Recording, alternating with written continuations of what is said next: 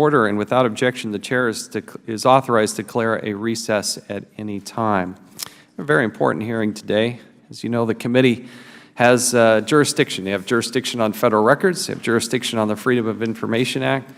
They have jurisdiction on the National Archives. It's a very important part of our process. We're unique in our nation. We are open. We are transparent. And we do provide access to the American people for what they paid for. As you also know, Secretary Clinton served as the Secretary of State from early 2009 through early 2013. But here's the problem. Since 2009, there have been thousands of congressional inquiries, thousands of FOIA requests, subpoenas, media inquiries. And if any of those required Secretary Clinton's federal records, i.e. her emails, there was not a way for those requests to be fulfilled. This has created a mess and a disaster for the people on the front line who have to deal with this. And we're thankful for the 4 people that serve the United States. They serve in the State Department. We appreciate them being on this panel and having to deal with this mess that Hillary Clinton conveniently created for the State Department on her way out the door. Remember, when she left in early of 2013, it wasn't until December 5th of 2014, closing in on 2 years later, that Secretary Clinton returned 55,000 pages in hard copy format to the State Department. Roughly 6 months later, this prompted Ambassador Kennedy to ask for the electronic copies of these records.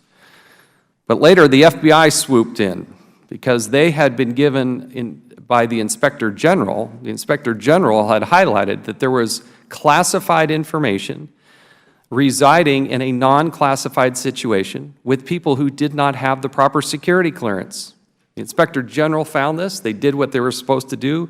They contacted the FBI. The FBI swoops in, and they find thousands and thousands of additional emails, many of which were classified. Most were not. Most were unclassified. But they nevertheless found federal records, not just her emails, federal records.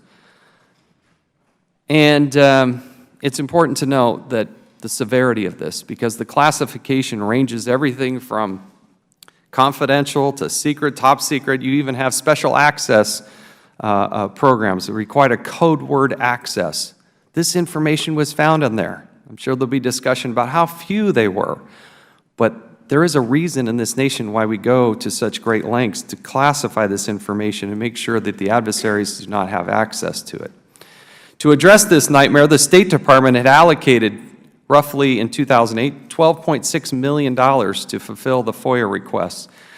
That has now soared to $33 million that the State Department is having to use. Unfortunately, they're using millions of dollars in lawsuits. Now keep in mind what the State Department is doing. They're using this taxpayer money to make sure that this information never gets out to the public. The public paid for this information. They have access to this information, and the federal government is suing to make sure that they don't get that. Now, fortunately, the State Department keeps losing these lawsuits. That's why we start to get and have this revealed. Congressional inquiries sometimes are feckless because state and others, and it's not just the State Department, I want to be fair, but State Department is one of the worst from my vantage point in terms of providing documentation that we ask for in congressional inquiries. It's very frustrating. And now we're starting to realize why this information is so incomplete, because even the State Department themselves didn't have Hillary Clinton's federal records during the 4 years that she served, and here we are in 2016 still trying to untangle this mess, and these people have to deal with this. You have people like the Judicial Watch and the Associated Press and others. You shouldn't have to go to court and sue in order to get access to information that should be readily available. Under the Freedom of Information Act, you're supposed to have a response within 20 days. But look at the case of the Associated Press. The Associated Press, I believe it was 2010, just asked for a simple thing. Show us Hillary Clinton's calendars. Her calendars. They wait years for a response. They get a trickling of a little bit. They finally go to court. And even with the court, The State Department is saying we can't produce these. Are you kidding me? Her calendars? I'd like to see the Hillary Clinton's calendars. You're telling me you can't produce those? What is going on? So we have a duty, we have an obligation. Hillary Clinton created this mess. Hillary Clinton set up this convenient arrangement with herself. Hillary Clinton picked this timeline. I know people are going to say, oh, it's the political season. I just got this information from the FBI.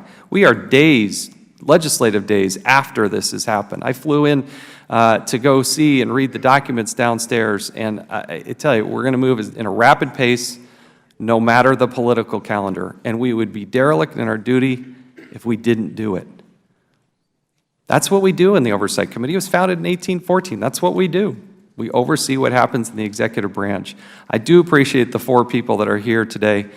They have served this country and served it honorably. We appreciate their service to their country. They have been left a mess. We're trying to untangle it. All we ask that you do is share with us the truth and perspective as you see it, and that's what we're seeking. No matter what it is, we just want to get to the truth. So now let's recognize the ranking member, Mr. Cummings, for his opening statement. Thank you very much.